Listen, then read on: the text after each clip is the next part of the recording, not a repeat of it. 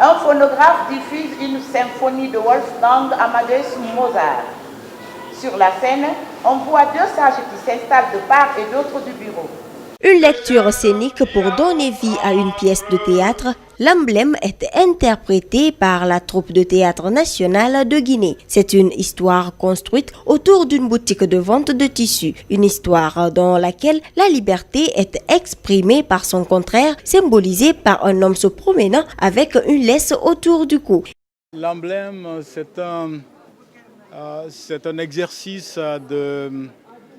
comment dirais-je, c'est une pièce allégorique dans laquelle on retrouve tour à tour plusieurs composantes, je dirais de la société africaine parce que j'ai quand même voyagé un peu à travers l'Afrique.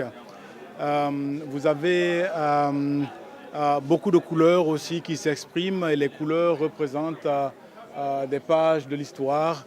Mais surtout, vous avez des détenteurs de savoir, de culture qui sont aussi représentés.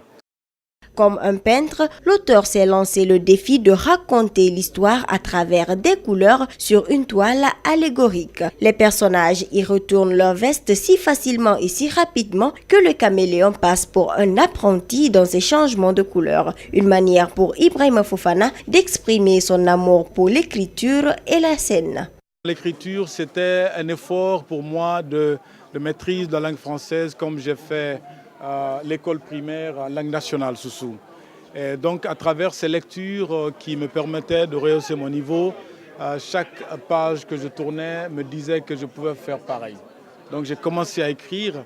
J'ai voulu d'abord faire un téléfilm, mais c'était difficile avec mes études. J'ai finalement décidé de faire une pièce de théâtre et de créer mon propre groupe, à l'époque qui était le club Camaralai à l'université de Conakry.